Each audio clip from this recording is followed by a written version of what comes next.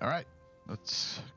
I'm assuming by getting here, you've managed to register your email with Homecoming, logged in, started the game, and this is on Excelsior in Homecoming, so it's a pretty popular server. And I'm just gonna create a random character and do a very quick level up to show all the how to get started things. This doesn't really matter. You pick one that seems to work well. This will only. This is just a backstory, nothing too exciting. Now pick a class that will work. There's so many to pick from. And pick a tank. Melee damage. Let's go with ranged damage. Why not? We can do. So Blaster's the all-out damage doer. Range damage 10. Melee, still pretty high. Not very survivable. Doesn't really do well at crowd control. No support, no pets. It's just this is blow stuff up class. Defender can do a little damage, but they're mostly a support class. Sentinel is kind of like a blaster with some tanker secondaries, so good damage, very good survivability. The two Arachnals should be left for when you've had a good exposure to the game, because they're kind of a skill tree type where you have to pick a path where you want to specialize, and you kind of need to know what you're doing. So we can avoid these. Same thing for Peacebringer and Warshade, but they're a little easier. Not that they're not fun, they're just a little different. I figure let's start with. Oh, and the Corruptor is kind of like a blaster, but with controllers secondaries. I say let's start with a Corruptor. Why not? See what happens. I don't know. What's a really wacky ability? These are all different kinds of primary damage doers. No one really picks archery, mostly because people have always believed that archery's been kind of buggy, and I think they've made changes. So I'm thinking we need to see what this archery stuff is all about. And for secondary, these are more control based. What do we want to do? Ooh, trick arrow. So let's go an all-out archery class. We're gonna have archery, and we're gonna have a trick arrow. This one's nice. Flash arrow. It essentially blinds a bunch of enemies, and I think it also debuffs them too. Hitless, you can hit this little eye, and you can see the power. So it reduces their two-hit ability for 1 minute. That's nice. It's helpful. Between now and when I actually build this character, I have to think of a clever name that others have not thought of, and there's a lot of clever people. So all the good ones are taken, probably, maybe. Let's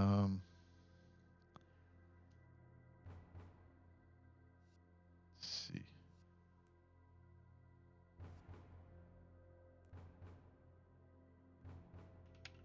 Quiverion. Yeah. Let's see. Quiverion's going to be kind of a slim, really small little guy with an arrow. Oh, that's a great name.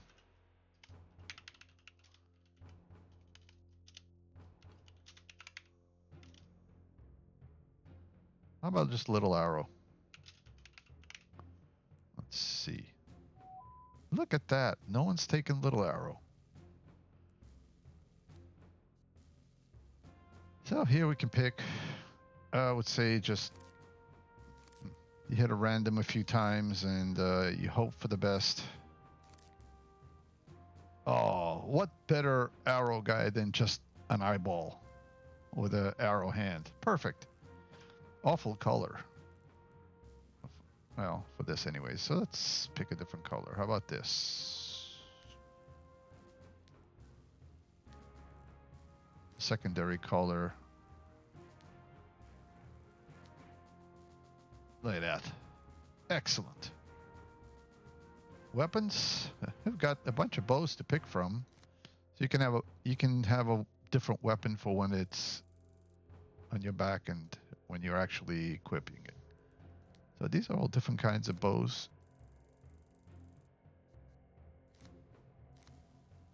Just kind of skip through them until you find one that's not. Oh, that's kind of flashy looking. That's another nice one.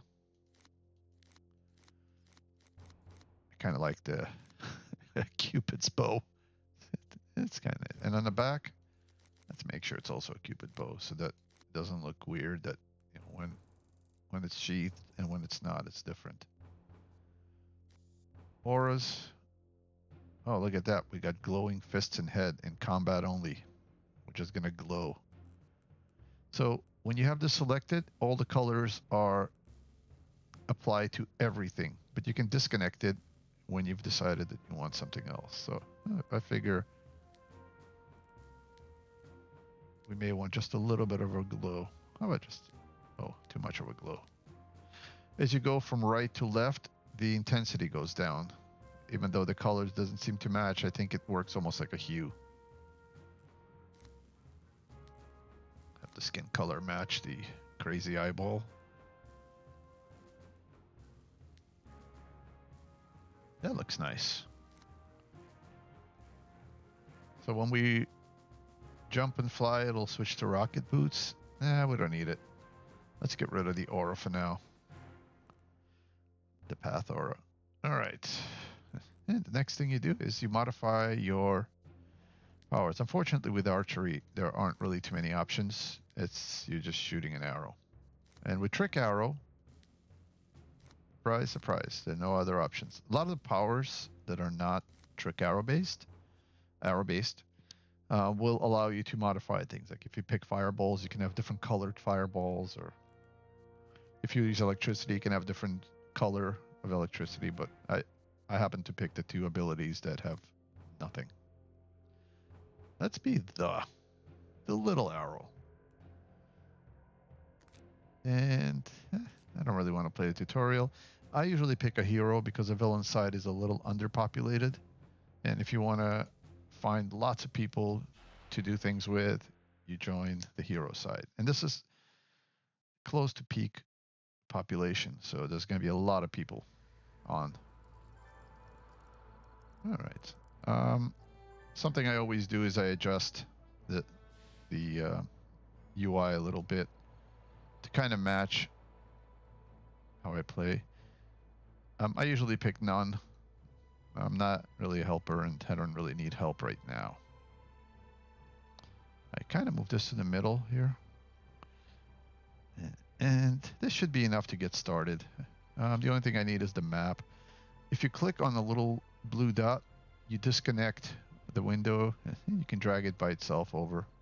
Like, there's a team window if you want, and you can drag it somewhere else. Let's leave it here for now. I have an MMO mouse, so I usually put things like 5 is my middle, where the thumb is, and then everything around it. Ooh, look at that. Put that there.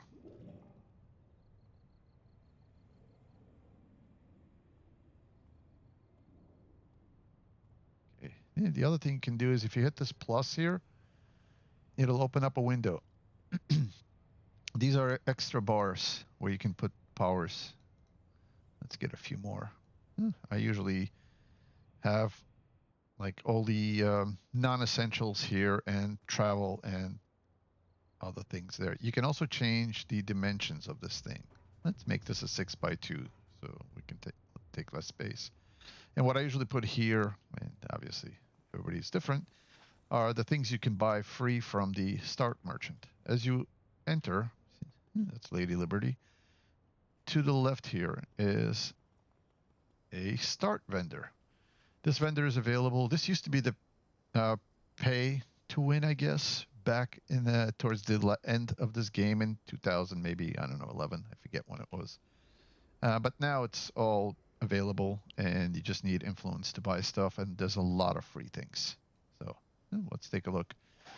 If you pick recipes missing ingredients. It'll get rid of things that you can't afford at the moment. Since I have no money, I'm just taking the free stuff. Prestige enhancements take you can only use one at a time of each. So just take all 5. They'll show up right here, and you can slot them into your powers. What they are is it's a recharge, damage enhancement with some special abilities. It's not great, but it's really nice for this level. And the special abilities work up until level 21. So this will do extra energy damage, or have a chance for it, but it'll work up until level 21, then stop. And hopefully by then you have better ones to replace it with. But it's a really nice way to get started. Let's start with prestige powers. Always take Sansa Mew. I skipped the undead slaying axe because there's just not enough undead enemies to make it justified.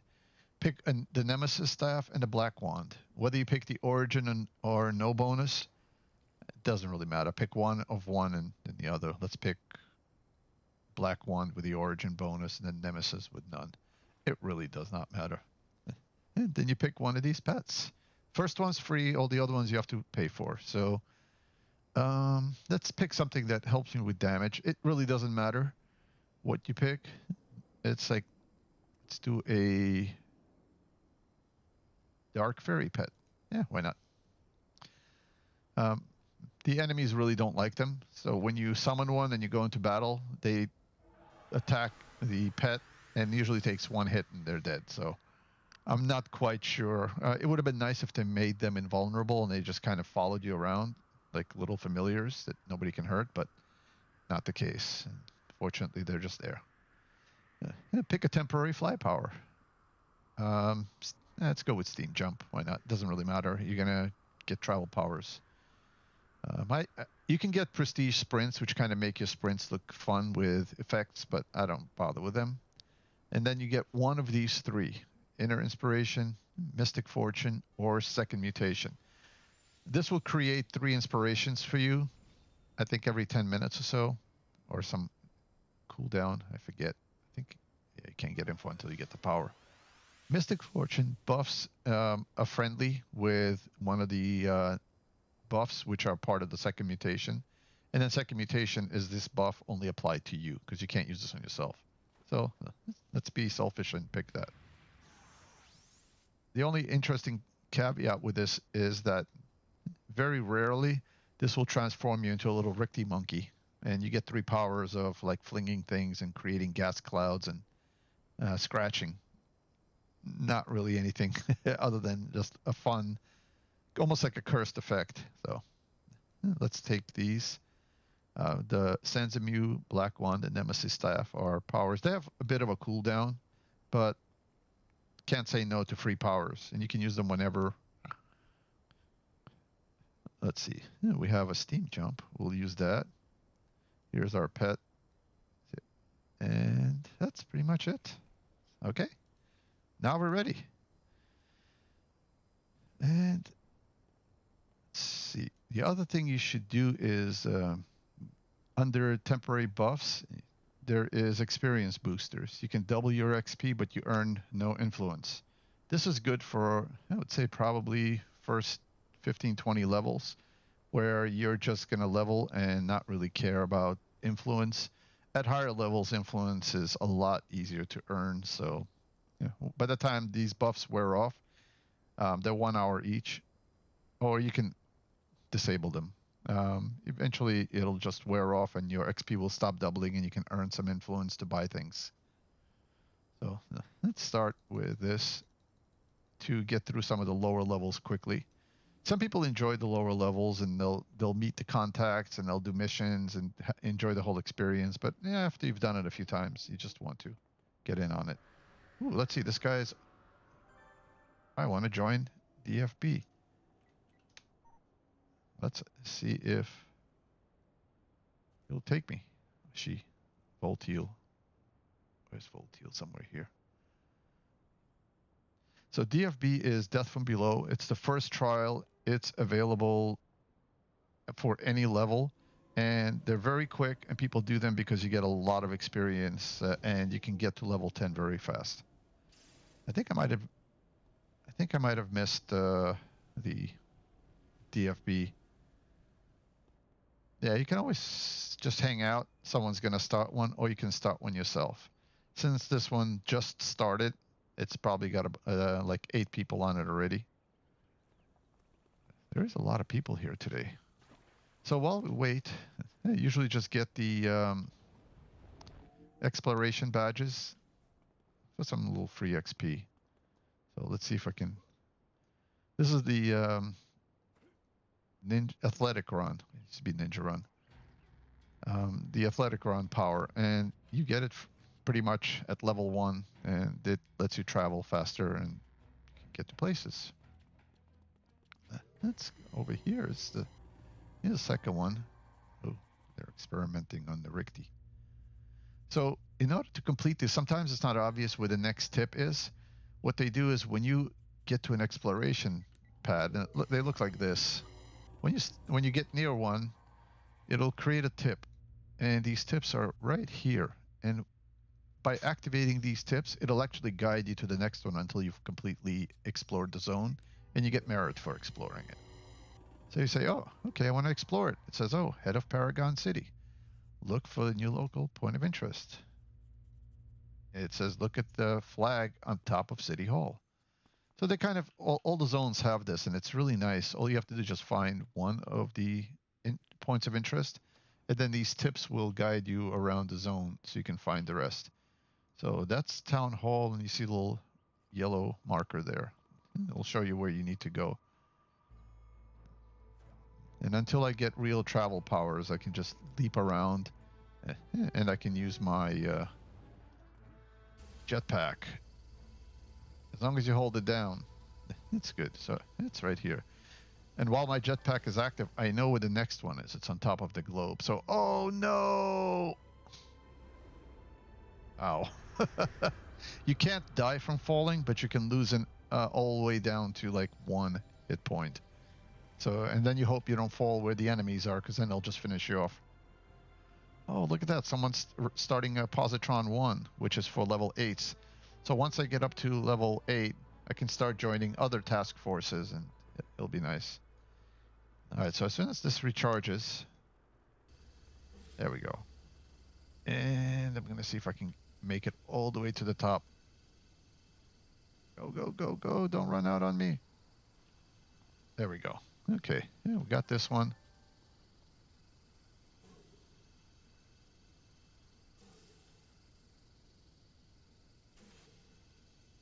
Now the next one, I kind of know where they are already, but if you follow the tips, they'll guide you through. Oh, no, not again. Ran out. Luckily, the leaping power of Athletic Run is enough to get you through this zone relatively safe. And if you run into an enemies, just run. Like right now. Run away. Okay, so I got all the outside ones, and then there are 2 of them inside City Hall. And all this while we wait for the next DFB to form. They only take about 10 minutes to run, so it should be over, and they'll be hopefully announcing for the next run. If not, I'll just start it. It's easy enough. You just announce it into the looking for group, and most of the time people will join you. That's the really nice thing about this game, is that the community's really nice. I haven't met any like toxic or angry or unfriendly people. Everybody's always happy and friendly. All right, and the last one is there. Yay! And as you can see, I earned the Atlas tour guide, which is getting all the exploration badges, and I got 5 units of merit. Merit is used for purchasing things from a merit store, and you can get to the merit store at Pocket D, which is where we're going to go next. Oh, but not before forming DFB. Please sit and tell. I want to join. So you send them a tell, say, me. And this will be really quick XP. And as you can see, the team's already filling up pretty quickly. There's a lot of people that play this game. especially at peak hours. Right now, there's probably at least 1,500, maybe 2,000 people playing. So it's pretty populated. And once you go to a zone where like an event is going on, you'll see lots and lots of people. Right now, this is the beginner zone. And if you look at the map, let's see, we're right here, and all these little zones you can get to by train, and then there are zones that you can teleport to. Actually, this is an Ouroboros portal. Hopefully, I can use it. It's not. I think it's about to expire. That's why it's not usable. But you can always ask somebody to drop an Ouroboros portal, and once you get up there, you automatically get the ability to travel. It's this little place in. It's just floating. I guess I don't know if you can call it a city. Maybe it's a village. It's this little place. And it's got teleporters to a lot of areas, and it's got some quest NPCs and things to do. So we'll get to it. And this is the beginning of it. All right. Death from below. Trainers, because you level so fast, they're trainers at start of every single sub area. And I will shoot my very special blinding arrow. And I can punch. I can throw stuff at them. And I am now level 2. I'm going to go run over here and quickly train up to the next power. I would say let's do Fistful of Arrows. You can skip ahead and come back. What Fistful of Arrows is a cone attack. So you can shoot forward in front of you in a cone. You can attack multiple enemies. Ah. I am going to throw my Fistful of Arrows. There we go. I got a whole bunch of them. Oh, this one's running. Not far enough.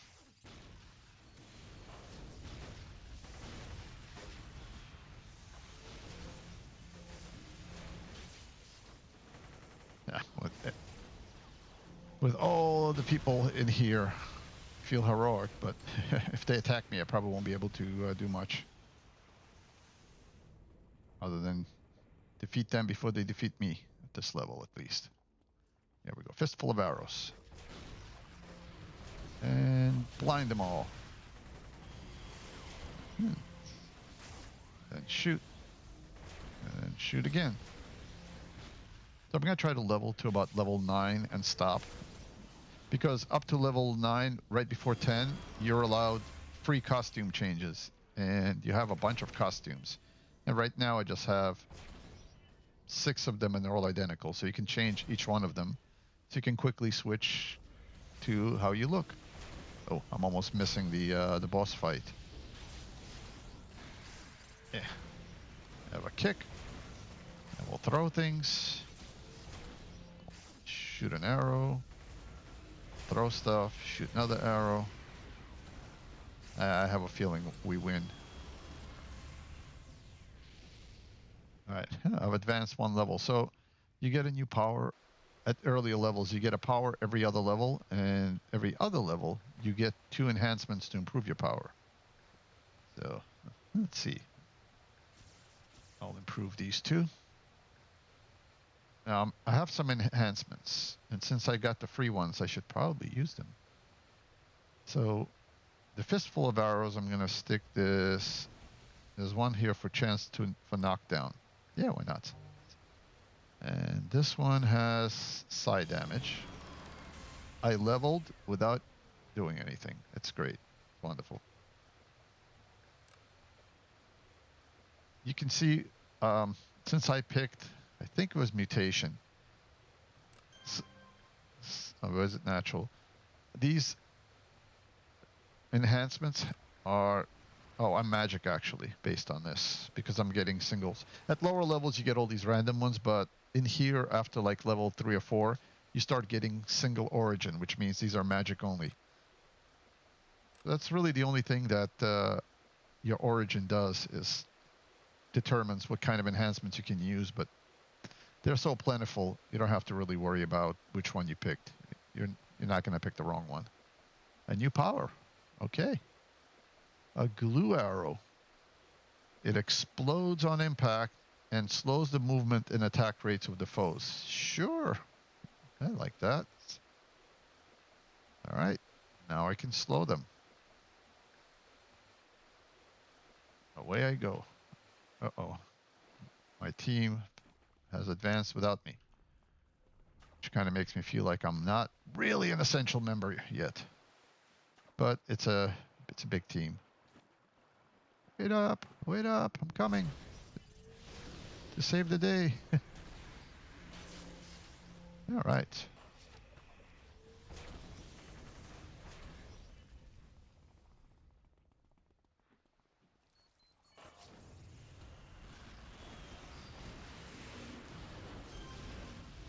And this power actually needs a target.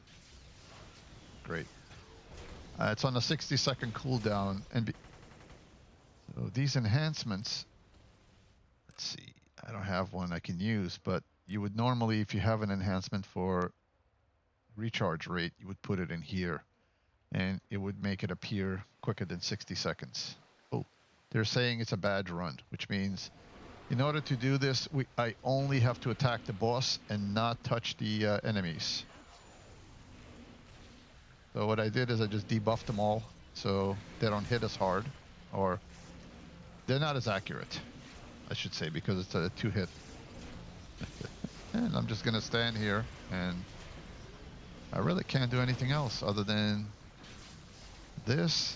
I can use my Nemesis Staff power, and I can use my Black Wand, but I can't use anything else because area effect. Meanwhile, I'll just rearrange these. At this point, I think I'm level 5 because I got a rocket pack, which will allow me to travel for 30 seconds.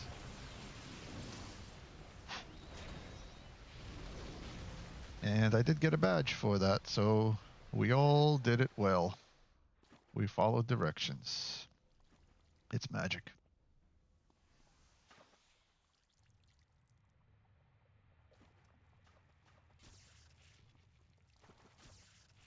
Yeah, just distribute it. And I got a new contact, but since I'm going to be doing a lot of these levels really quickly using this trial, I may not see them. All right, I think I might have messed up and angered them.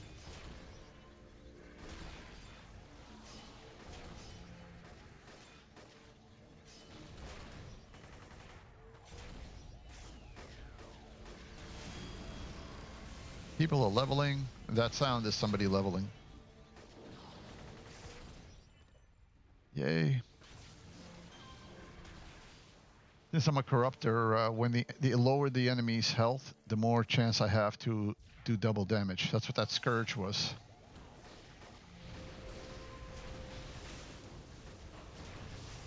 Blind them and shoot them. I have received my first piece of invention salvage. It's right here on the salvage. Whoops. Let's move it over here. And I got a bore site. Invention salvage is used with recipes to create enhancements, which are, depending on the recipe, attuned to a certain level, but they never expire. They never go red. So once you have an enhancement, you slot it, it's always going to be of that power. The lower level ones don't give you as much of a boost as the higher level ones, but at least you don't lose the boost at all, as you do with regular enhancements. Like these, as I out-level them, this will become red, which means they're no longer useful and they don't give me any benefit. But the enhancements that you create yourself are actually still functional at the given level. So you can use like a level 10 enhancement at level 50. I mean, you're not going to get that much of a boost, but it's still functional. But you can't use one of these SOs or DOs. All right. Well, I am sleeping. They probably didn't appreciate the fact I was shooting arrows at them, and the big Aramite guy put me to sleep. I'm going to sneak up here and blind them as an opener. They can't see. Flashbang! And then shoot a bunch of them with arrows. I love the way the arrows kind of stick. Oh, not happy camper. And now I can use my punching power, which I've promptly missed.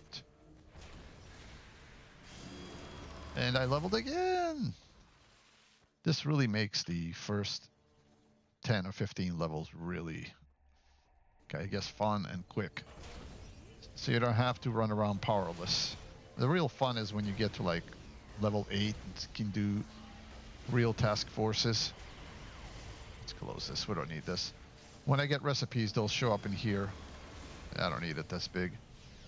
Let's put it over there. As you can see, I have 0 recipes. So I can't really make anything. And they drop. Maybe I should be helping them.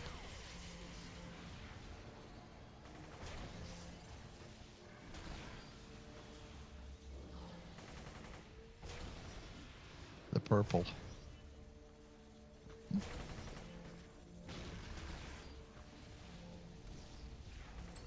Usually purple things are pretty hard unless you have a team. Or if it's really too high up, they'll just wipe the team. But this guy was the level 5 arch villain, which I think puts him like 4 levels over us. Oh, look at that. New power of choice. A blazing arrow. It will deal lethal damage and cause them to catch on fire and burn. Can do that. Or I can get a travel power. I'll wait. Let's get a blazing aim shot. I might need another shooty power. Yeah, let's put another enhancement in there. This one there. Okay, so now I have another. I'm going to move the punch out of this row because I'm really not doing that much punching. Because I do everything from a range, and punch means I have to run in close, and then I may get hit. Ugh. All right, now you just kill these 2 hydras, and we're done.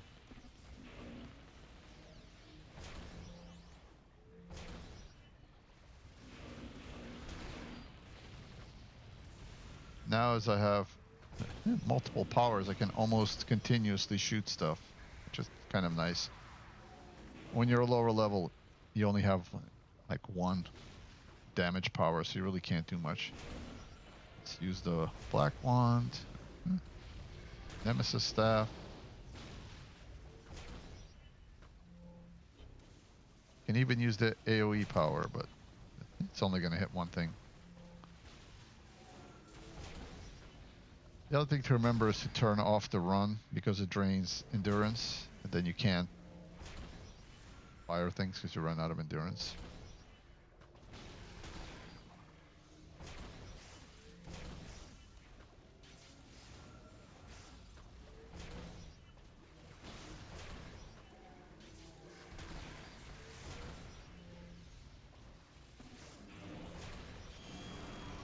And leveled again. Let's pick accuracy. You get these little temporary buffs. They are until you reach, I believe it's like level 15 or maybe 20, and then they stop being effective. There's a lot of stuff in the early game to buff you up so you can level a little easier. And we're all done. I'll thank everyone. Make sure you set the channel to team, otherwise you'll be thanking everyone in the zone. Okay, and we're done. Let's level up. Let's see. I think I get 2 enhancements.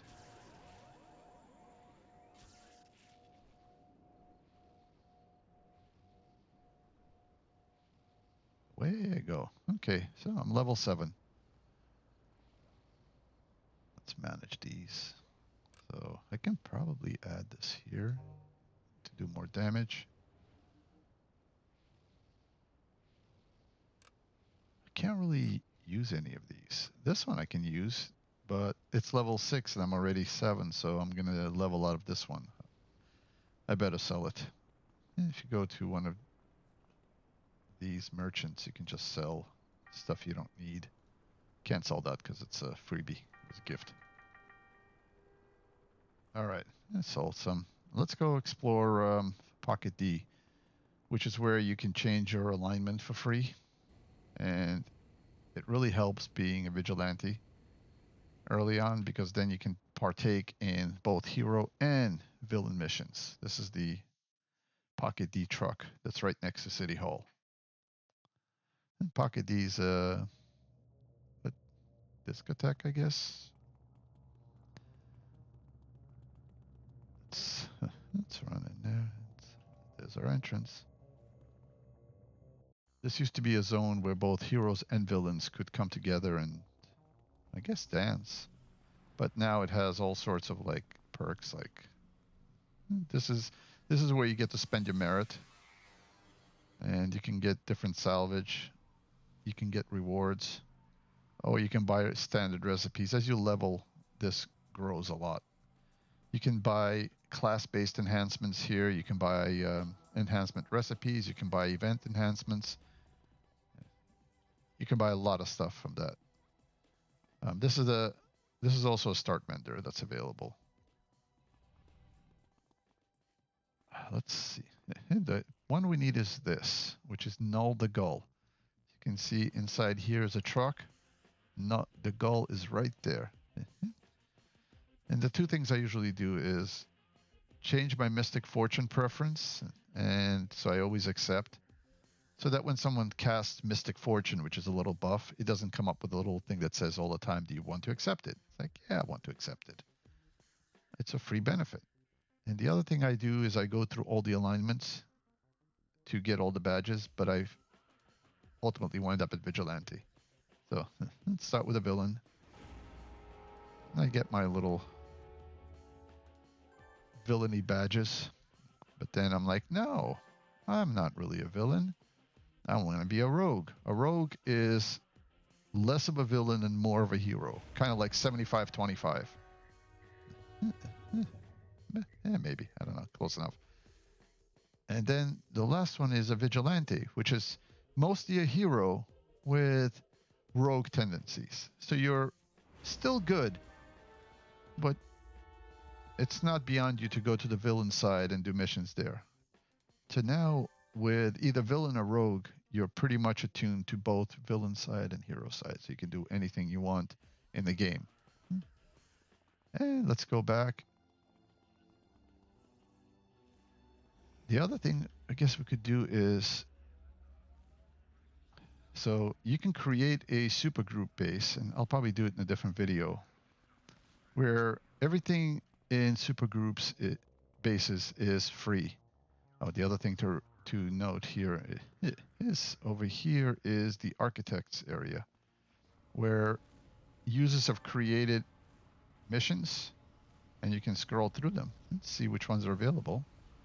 And you can activate them, and then you go in there and you relive people's missions. This is where people also do a lot of the XP farming on very specialized missions.